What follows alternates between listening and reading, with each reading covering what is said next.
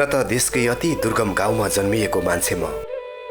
विकासले छुँदै नछोएको गाउँ, जहाँ एक पाथी चामल र एक पाथी नुन किन्न बजारसम्म आइपुग्न पैदल हिँडेर दिनभरि लाग्ने गर्दछ। जति दुर्गम, जति विकट भए पनि मेरो लागि भने त्यो नै स्वर्गभूमि हो। हुन त मेरो बस्ती जहाँ घरहरू निकै पातला छन्, एउटा घरदेखि अर्को घरसम्म पुग्न निकै बेर हिँडेर जानु पर्दछ। यदि एक अर्कालाई सहयोग चाहिएमा संसारको माध्यम भन्नु नै आँगनको डिलबाट बेसरी चिच्चाएर बोलाउनु पर्दछ। रातिको 12 बजे नै किन नहोस्, यदि कसैले बोलायो भने केही बेरमै हामी सम्पूर्ण गाउँलेहरू एक ठाउँमा भेला हुने गर्दछौँ।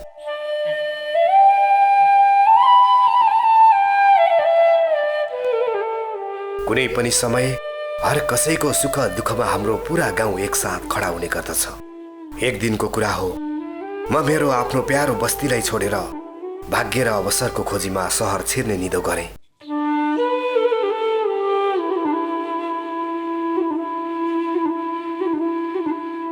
जुन सहरमा मेरो लागि आफन्त थिएनन्, हिउँदको महिनामा सहरबाट व्यापारीहरू सामान बेच्न गाउँमा आउने गर्दथे। तिनै व्यापारी मध्ये एकजना व्यापारी दाई प्राय आउँदा जाँदा हाम्रो घरमा बस्ने गर्दथे। उनले मलाई 10 पास भएपछि सहरमा जागिर लगाइदिने सुन्दर सपना देखाएका थिए। भाइ, गाउँमा बसेर केही हुँदैन, सहरमा म जागिर लगाइदिउँला। जागिर गर्ने साथमा पढ्ने गर्नुपर्छ ल भन्ने गर्थे। उनले मलाई आफ्नो नाम अनि आफू बस्ने सहरको ठेगाना समेत दिएका थिए। मलाई एसएलसी पास भएपछि अब सहर जानुपर्छ भन्ने लाग्यो। मेरो मनमा उच्च शिक्षा हासिल गरेर एउटा अनुशासित कुशल राष्ट्र सेवक बनेर आफ्नो गाउँ, समाज र राष्ट्रको सेवा गर्ने ठुलो सपना थियो। मैले मेरो रहर मेरी आमालाई सुनाएँ। सुन्न साथ आमा झसङ्ग पर्नुभयो। छोराले एक्कासी देख्दै नदेखेको ठाउँमा जान्छु भन्दा आमा आत्तिनुभयो।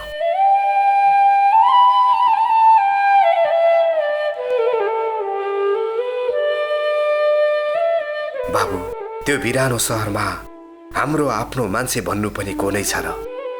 तिमी फेरि 2 दिन पनि घर बाहिर ननिस्केको मान्छे, तिमी कहाँ बस्छौ, के खान्छौ, दुःख पर्दा कसले हेर्छ र भन्दै आमा रुन थाल्नुभयो। तर म मेरी आमालाई सम्झाउँदै भने, आमा, मलाई त्यो सहरको दाइले बोलाउनु भएको छ नि, उहाँले मलाई सहरमा राम्रो काम लगाइदिनुहुन्छ अरे। आमा, अब म पैसा कमाउँछु नि, आखिर हाम्रो बाबा पनि त हुनुहुन्न। अब बाबाको जिम्मेवारी मेरो काँधले बोक्ने छ। आमा, किन रोएको आमा? म ठुलो भइसकेको छु, अब हजुरका रुने दिन सधैँका लागि अन्त्य भए। आमा, घरमा भाइ बहिनीलाई पढाउनु छ, हाम्रो आम्दानी भन्नु पनि घरमा के नै छ र आमा?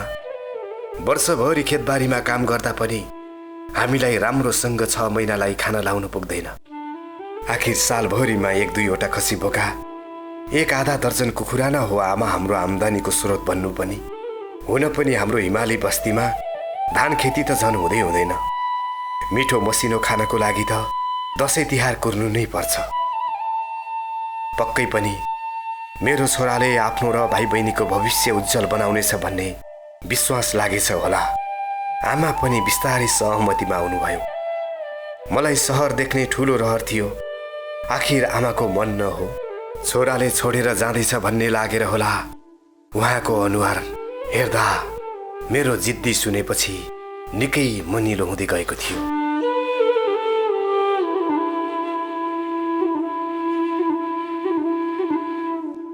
आमालाई भने आफ्नो सन्तानको पीरले रातभरि निदाउन दिएनछ। सोमबार बिहानै उठे। यदि ढिला उठेको भए बिदाईको बेला भाइ बहिनीहरू निकै रुने थिए। मलाई छुटिन झनै गाह्रो हुने थियो। आमाले राति नै खाना पकाउनु भएको रहेछ। जेन तेन खाए। अब बिदाई हुने बेला भइसकेको थियो। आमाले कचौराभरि दही दिनुभयो। म सकी नसकी पिएँ। आमाले टिका लगाइदिँदै शिरमा फूल राखिदिनुभयो। म उहाँको पाउमा आफ्नो शिर राखेर आशीर्वाद दिएँ। हामी एक आपसमा केही बोल्न सक्ने अवस्थामा थिएनौँ। केवल हाम्रा नजरले एक आपसमा संवाद गरिरहेका थिए। आमा रुँदै मुख छोपेर घरतिर फर्किनुभयो। म भने, आँसु पुस्दै सहरतिर लागे।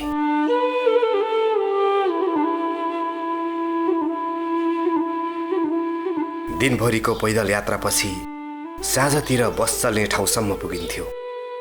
साँझ 5 बजेतिर म मटर बाटोसम्म पुगेँ। भोक लागेको महसुस भयो। आमाले झोलामा राखिदिएको सातु र मह थियो। अलिकति निकालेर पानीसँग खाएँ। केही बेरमा बस आयो, म चढेँ। मेरो जीवनमा त्यो नै पहिलो बसको यात्रा थियो। थकाइले पनि होला मलाई गहिरो निद्रा लागेछ। बिहान पख भइसकेको रहेछ। लगभग म सहरको नजिक पुगिसकेको रहेछु। सहचालकले उठ्नुहोस् उठ्नुहोस्, सहर आइपुग्न लाग्यो भन्दै सबैजनालाई जगाउँदै थिए। मेरो पनि निद्रा खुल्यो।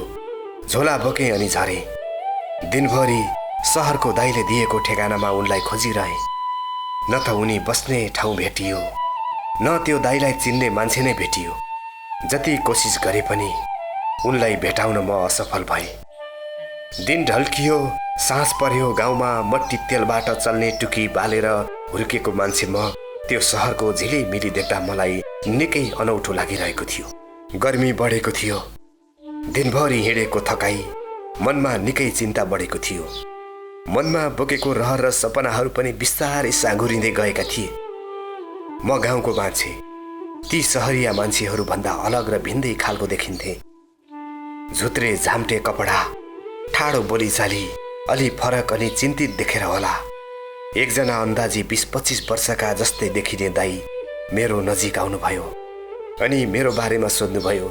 मैले सम्पूर्ण कुरा बताएँ। उहाँले, भाइ, सहरमा व्यापारीहरू निकै फटाहा हुन्छन्। त्यो व्यापारीले तिम्रो सोझोपनको फाइदा उठाउँदै झुटा सपना देखाए होला। अब त्यो मान्छेलाई भेट्छु र सहयोग पाउनेछु भन्ने आशा मारिदेऊ भन्नुभयो।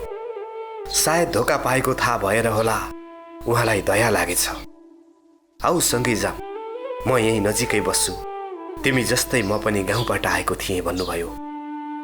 उहाँको कुरामा मैले पनि सहमति जनाएँ। हामी सँगै दाजुको कोठामा गयौँ।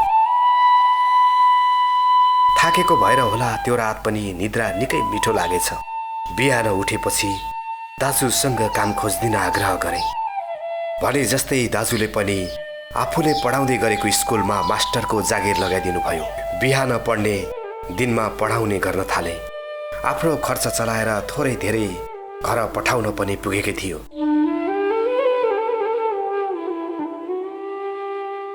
सञ्चार क्षेत्रमा विकासले फड्को मार्दै थियो।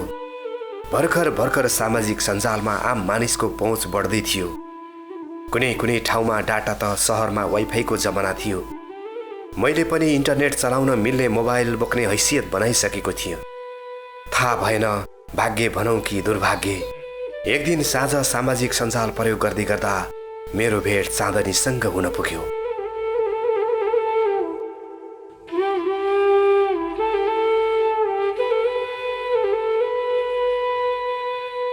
ऊ र म बस्ने सहर एउटै रहेछ। म भाग्यको खोजीमा सहर आएको मान्छे, ऊ भने त्यही सहरकी बासिन्दा रहेछ। हुन त उसको र मेरो हैसियत मिल्दो जुल्दो थिएन। ऊ निकै सुन्दर, पढे लेखेकी, आर्थिक रूपमा पनि सम्पन्न थिए। म भन्दा चाँदनी हरेक कोणबाट अब्बल थिए। मेरो लागि त्यो बिरानो सहर अनि चाँदनी देख भेट नै नभएकी अपरिचित मान्छे। तर पनि ऊ मलाई कता कता पहिला नै चिन्जान भए जस्तै आफन्त लाग्थ्यो। हुन सक्छ पूर्व जन्ममा हामी आफन्त नै पो थियौँ कि थाहा भएन। जे होस्, उसँग म निकट हुन पुगेँ। दिन प्रतिदिन सम्बन्ध अगाडि बढ्दै गयो। मेरो महसुसमा यस्तो लाग्दथ्यो कि हाम्रो भौतिक शरीर दुईवटा भए पनि आत्मा एउटै बनिसकेको थियो। हामीले मन साट्यौँ, आँसु साट्यौँ, खुसी साट्यौँ। दिनमा कार्य व्यस्तताले संवाद हुन असम्भव भए पनि साँझ 1-2 घण्टा फोनमा कलबाट दुःख सुख नगरी निदाउन नसक्ने भइसकेका थियौँ। बिहान उठ्ने बित्तिकै त्यस दिनका आफ्ना कार्ययोजना एकअर्कालाई फोनबाट जानकारी गराउँथ्यौँ। उसको गुड नाइट म सुतेँ ल भन्ने म्यासेज नआउन्जेल म निदाउन सक्दिनथेँ भने बिहान गुड मर्निङ हजुर म उठेँ ल भन्ने उसको म्यासेज नपाउँदासम्म म आत्तिने गर्थेँ। अलिकति लेट भयो भने कतै बिमार भएर त होइन, मनै डर लाग्थ्यो। अनि फोन गरेर भए पनि जानकारी लिन्थे। जब मोबाइलमा मेसेजको नोटिफिकेसन बस्थ्यो मलाई चाँदनीकै याद आउने बानी परिसकेको थियो। म पूर्णतया चाँदनीको प्रेममा विलीन भइसकेको थिएँ। मानौ म आफ्नो नियन्त्रणभन्दा बाहिर गइसकेको थिएँ। मसँग केवल आत्मा बिनाको एउटा ढलेको रुख जस्तै भौतिक शरीर मात्र बाँकी थियो। मेरो लागि चाँदनी, मेरो मुटुमा धड्किने धड्कन, मैले लिने हर श्वास, मेरो हर खुसी, मैले देख्ने कल्पनाको सुन्दर संसार, मानौ मेरो जीवन नै बन्न सफल भइसकेकी थिए।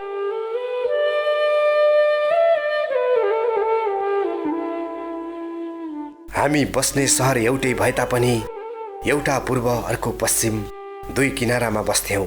आफ्नै कार्य व्यस्तताले हामीलाई प्रत्यक्ष भेटघाट हुन भने सहज थिएन। जमिनको दूरी टाढा भए पनि हाम्रो मन एकै ठाउँमा थियो। सामाजिक सञ्जालको माध्यमबाट हामी हरपल एकसाथ रह्यौं।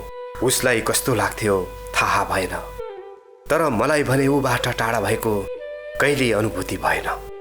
म अलिकति भावनात्मक मान्छे भएर पनि होला, हाम्रो मन एकै ठाउँ भएपछि मलाई भेटिहाल्नुपर्छ र भौतिक रूपमा सँगै हुनुपर्छ जस्तो कहिल्यै लागेन। हुन सक्छ मेरो नजरको आकर्षण धेरै जनासँग भयो होला, तर पनि मैले पहिलो पटक मन चाँदनीसँग साटेको थिएँ। त्यसैले होला म उसलाई मनमा सजाएको थिएँ र मनैदेखि माया गर्थेँ।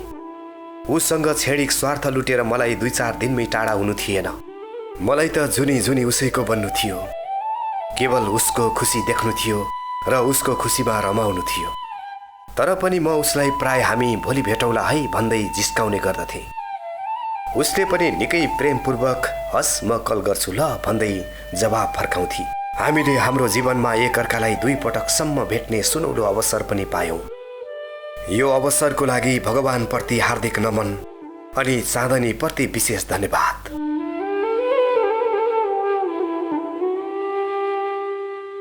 समय निकै छोटो भए पनि त्यो हाम्रो भेट मेरो जीवनका लागि, मेरो जीवनमा बितेका लाखौं पलहरू मध्येको एउटा स्वर्णिम पल हो। दोस्रो भेट त अझै धार्मिक दृष्टिकोणले पनि एउटा महत्त्वपूर्ण पवित्र दिनमा भएको थियो। त्यो दिन, त्यो समय, त्यो भेटमा चाँदनीले बोलेका केही अमूल्य शब्दहरू मेरो मस्तिष्कमा अझै पनि उस्तै ताजा छन् र सधैँ उस्तै ताजा रहिरहनेछन्। त्यो दिन उसले मेरो हातमा राखिदिएको फूल अहिले सुके पनि अझैसम्म मसँग सुरक्षित छ र उस्तै सुवास दिइरहेको छ। उक्त फूल म जीवित रहँदासम्म सुरक्षित रहनेछ। मलाई पूर्ण विश्वास छ त्यो फूलले चाँदनी प्रतिको मेरो मायामा कहिल्यै कमी आउन दिने छैन। सधैँ शक्ति प्रदान गर्नेछ र मलाई सही मार्गमा अगाडि बढ्न प्रेरणा दिनेछ।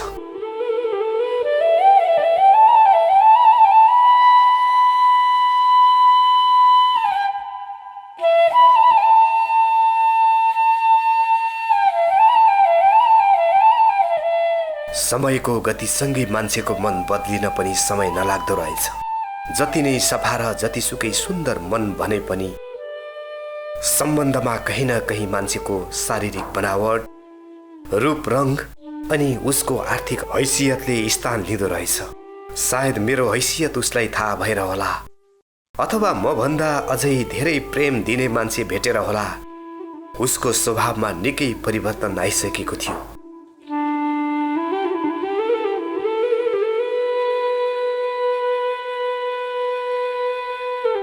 हुन सक्छ चाँदनीको लागि उतैतिर सुनौलो भविष्य देखा परेको थियो।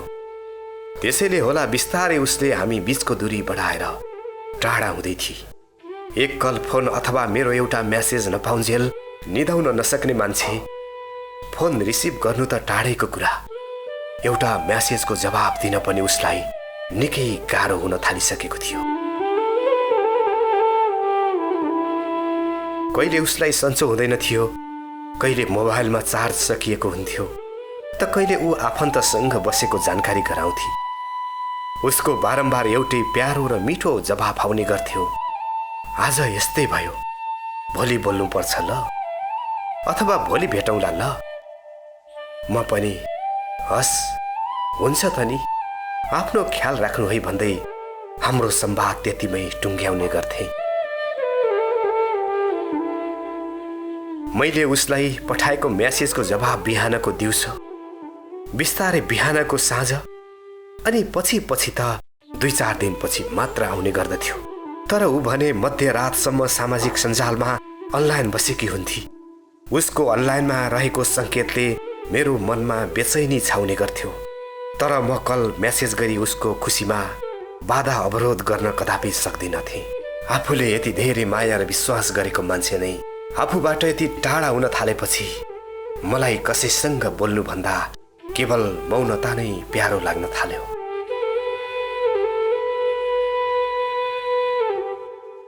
उसले पनि सोचबुझका साथ मलाई असर नपर्ने गरी बिस्तारै टाढा हुने तय गरेकी थिए।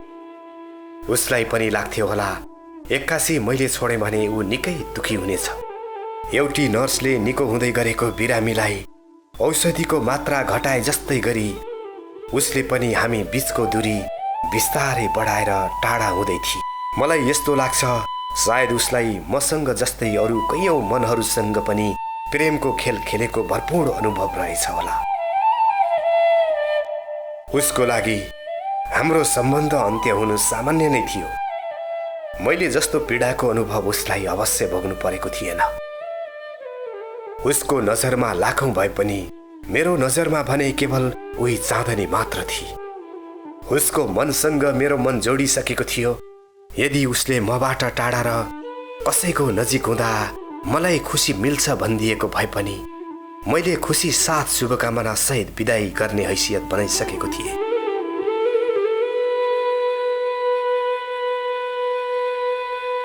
केवल म उसको खुसी मात्र चाहन्थे, अन्यथा ऊसँग मलाई केही पनि लिनु दिनु थिएन। चाँदनीको मनोभावना बुझेपछि मैले उसको खुसीको सम्मान गर्दै उसलाई सहज होस् भनी म आफ्ना सम्पूर्ण रहर र खुसीहरूलाई श्रद्धाञ्जली दिँदै उसले सोचे भन्दा पहिला नै ऊबाट टाढा हुने निधो गरे। हो, हर कसैको जीवनमा गलत समय र गलत मान्छेहरू पटक पटक आउँदा रहेछन्, सताउँदा रहेछन्, दुःख दिँदा रहेछन्, तर जाने बेलामा राम्रो पाठ पढाएर जाँदा रहेछन्। हो, चाँदनीले पनि मलाई यसरी नै प्रेम के हो भन्ने कुरा राम्रोसँग पढाएर गएकी छ। म सामान्य मजदुर मान्छे, ऊ सम्पन्नशाली। म धरतीको धुलो, ऊ आकाशकै जुन।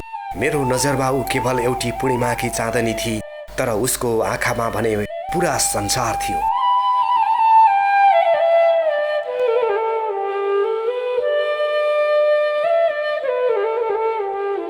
हुन पनि ऊ र ममा आकाश र जमिन बीचको जस्तै फराकिलो अन्तर थियो। यति असमानता हुँदाहुँदै पनि सम्बन्ध जोड्नु चाँदनीको होइन, त्यो मेरो नै भुल थियो। यहाँ जति झुट र धोकेबाज मान्छेहरूले अरूको दिलमा बस्ने ठाउँ सजिलै बनाउन सक्छन्, त्यति इमानदार मान्छेले कहिल्यै पनि बनाउन सक्दा रहेनछन्। खासमा यो प्रेम पनि आफैमा पागलपन हो कि प्रेम गर्ने मान्छेहरू नै पागल हुन्, मैले कहिल्यै बुझ्न सकिनँ। खै, यो माया प्रेम भन्नु पनि कस्तो चिज रहेछ। न त विज्ञानले नै मापन गर्ने यन्त्र बनाउन सक्यो, यदि बनाइदिएको भए पनि त म उसको अगाडि म उसलाई कति माया गर्छु भन्ने कुरा प्रमाण सहित पेश गर्न सक्ने थिएँ। न त म उसलाई माया गर्दिन भनेर आफ्नै मनलाई ढाँट्न सक्छु। यदि माया गर्छु भनी सत्य बोलम भने आखिर मसँग कुनै प्रमाण पनि त छैन।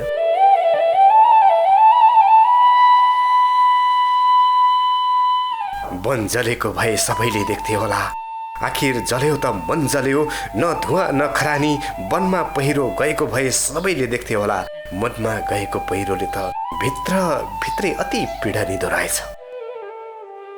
मैले बुझ्न नसकेको कुरा, आखिर सामान्यतया सबै मान्छेहरूको मुटुको तौल, आकार र मांसपेशी एउटै हुन्छ, अनि मुटुमा बस्ने अनि मुटुमा बग्ने रगत पनि उस्तै उस्तै। तर पनि कसैको मन निकै दयालु र कसैको मन यतिसम्म कठोर कसरी हुन्छ होला? जति खोजे पनि यस सवालको सही र सन्तोषजनक जवाब मैले आजसम्म पाउन सकेको छैन। अर्को कुरा, म चाँदनीलाई कुनै दोष पनि त दिन सक्दिनँ, न उसको कुभलो नै चाहन्छु। ऊ जहाँ होस्, जोसँग होस्, मलाई केही लिनु छैन। अब यो विषय मेरो सरकारभित्र पनि पर्न सकेन। भगवानले उसलाई सधैँ खुसी राखुन्। न त मैले उसको आँसु नै देख्न सक्छु, न त उसको नराम्रो नै सुन्न सक्छु। उसको नजरमा म को थिएँ? उसले मलाई दिने माया सत्य थियो या झुट थियो, या त अभिनय नै थियो? उसले मलाई जीवनभर सहयात्री बनी साथ दिन आएकी थिए, या मेरो सोझोपनको भरपूर फाइदा उठाउँदै आफ्नो अनुकूल समय बिताउने खेलौना जस्तै पात्र बनाउन आएकी थिए? उसको मनमा मेरो लागि स्थान थियो या थिएन? यस्ता शङ्का उपशङ्काले मेरो जीवनमा न कुनै अर्थ राख्यो, न कुनै अर्थ राख्ने नै छ। उसको माया झुटो नै किन नहोस्, भरम नै किन नहोस्, उसले त मेरो जीवनमा हजारौं खुसीको बहार बोकेर आएकी थिए। खासमा चाँदनी त मेरो लागि एउटी प्रेमिका मात्र सीमित रहिन, ऊ त मेरो अँध्यारो जीवनमा उज्यालो किरण बनेर आएकी थिए। ऊ मेरो लागि मायाको सागर थिए अनि पवित्र गङ्गा जल। मेरो लागि चाँदनी एउटी नारीमा मात्र सीमित रहिन, ऊ त मेरो लागि भगवान लक्ष्मीको स्वरूप बनेर आएकी थिए। अझै साँच्चै भन्ने हो भने त चाँदनी मेरो लागि अझै पनि आस्थाको मन्दिर हो।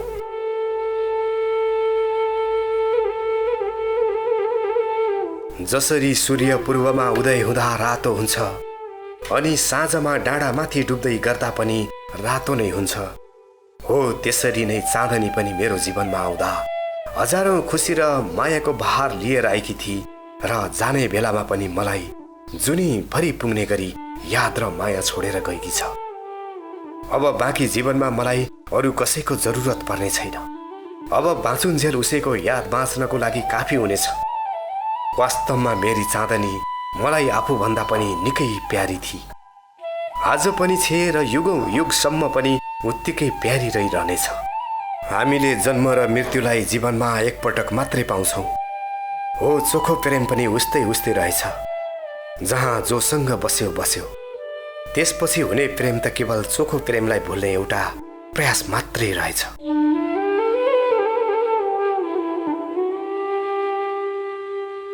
त्यो सम्झौता हो, त्यो बाध्यता हो। मैले पनि मेरो मन चाँदनीलाई दिइसकेको छु, उसैसँग प्रेम गरिसकेको छु। हो, जन्मेपछि एकपटक मर्नु नै थियो। मर्न सकेको भए पनि आत्माले शान्ति पाउँथ्यो होला, त्यो हुन सकेन। युद्धमा हारेको घाइते सिपाही पनि उपचार पाएपछि निको हुन्छ, तर प्रेममा हारेका घाइते प्रेमीहरूलाई त पल पल मरी मरी बाँच्नु पर्दो रहेछ।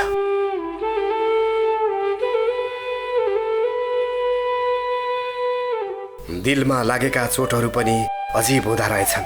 न त उपचार गरी निको पार्न सकिने, न त दुख्ने मुटुलाई नै बदल्न सकिने। उसको भौतिक शरीरले मलाई छोडेर गए पनि उसका यादहरू अझै पनि उत्तिकै प्यारा छन्। उसको आत्माले अझै पनि मलाई छोडेको छैन, मेरो वरिपरि घुमिरहेको छ।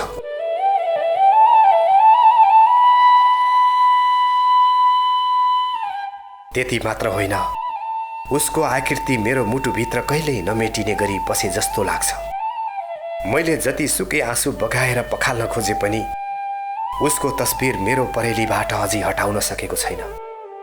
मैले बाहिरी आँखा बन्द गरेर सम्झिएँ भने कतै मेरी चाँदनी उस्तै सुशील, उस्तै शालीन र उस्तै लजालु स्वभावमा मुस्कुराउँदै अगाडि टक्क उभिएर उल्टै मलाई प्रति प्रश्न गर्दै मेरो याद आउँदैन है, मलाई भुलेको हो भन्छन् कि जस्तो लाग्छ। हुन त यो सब मेरो एकतर्फी माया न थियो। म यता एक्लै अँध्यारो कोठामा आँसुले सिरानी भिजाउँदै गर्दा सायद जुनेली उता कसैसँग खुसी सार्दैछ होला। जुन मान्छे आफ्नो भाग्यमा हुँदैन, आखिर उही मान्छेले मन कब्जा गरी बस्न सफल हुँदो रहेछ।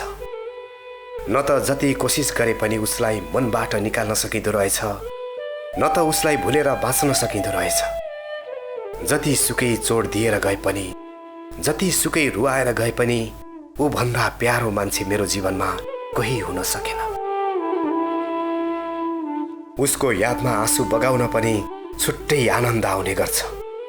उसले दिएका चोटहरू पनि निकै प्यारा लाग्ने गर्दछन्। सायद यसैलाई नै प्रेम भन्छन् होला। मनको आगो आँसुले निभाउन सकिँदो रहेनछ। जति आँसु बगायो मन उति जल्दो रहेछ।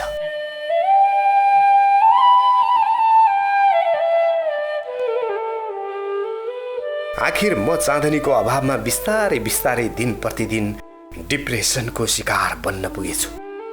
न त निद्रा न त भोक नै लाग्थ्यो। किन काममा पनि पटक्कै मन लाग्न छोड्यो। मैले आफ्नो पढाउने जागिर पनि छोडिदिएँ। मलाई केवल एकान्तमा एक्लै उसको यादमा हराउन मात्रै मिठो लाग्न थाल्यो। रातिको 1-2 बज्दा पनि निद्रा पटक्कै लाग्दिनथ्यो। केही दिनपछि त म निकै बिमारी परेँ। न मेरो रेखदेख गर्ने कोही साथमा साथी थियो।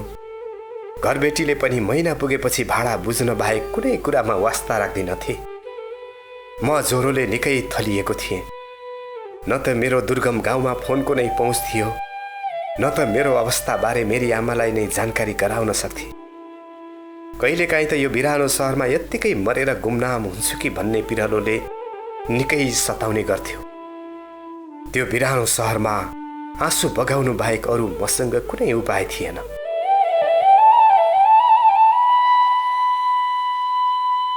संयोगवश मेरो कलेजमा सँगै अध्ययन गर्ने साथी मेरो कोठामा आइपुगे। उनी आउँदा मलाई भगवान आए जस्तै लाग्यो। अब त बाँचिन्छ कि भन्ने आशा पलायो। मैले उनलाई मेरो सम्पूर्ण स्थिति अवगत गराएँ। मसँग केही पैसा छ। म आफै हस्पिटल जान नसक्ने र कोही आफन्त नभएको अवस्थामा रहेकोले उपचार गराउन अनुरोध गरेँ। उनले स्वीकार्दै तुरुन्त एम्बुलेन्स बोलाए। हामी हस्पिटल पुग्यौँ। डाक्टरले 2-3 दिन हस्पिटलमै बसेर उपचार लिन सल्लाह दिए। साथीले एम्बुलेन्सलाई पैसा दिएर बिदा गरिदिए। अनि भोलि म भेट्न आउँछु ल भन्दै बिदा भए। म 3 दिनको उपचारपछि केही आराम भएको महसुस गरेँ। डाक्टर साहबले पनि केही दिनको औषधि दिँदै समयमा औषधि लिनुहोला, ठिक नभए पुनः आउनुहोला भन्दै बिदा दिनुभयो। मेरो सहपाठी मित्र भने पुनः फर्किएर मेरो स्थिति बुझ्न आउनु भएन।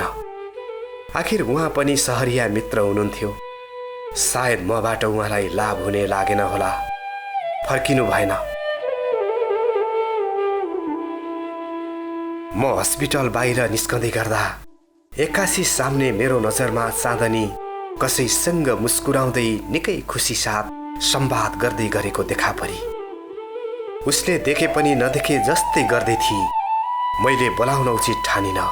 टाढैबाट भए पनि म उसलाई एकछिन हेरिरहेँ। उसको अनुहारमा भरपूर खुसी देख्दा सायद उसलाई भन्दा धेरै खुसीको अनुभूति मलाई भएको थियो। मनमा नै चाँदनीलाई यो भन्दा पनि धेरै खुसी राखिदिनु भगवान भन्दै म बाहिरिएँ।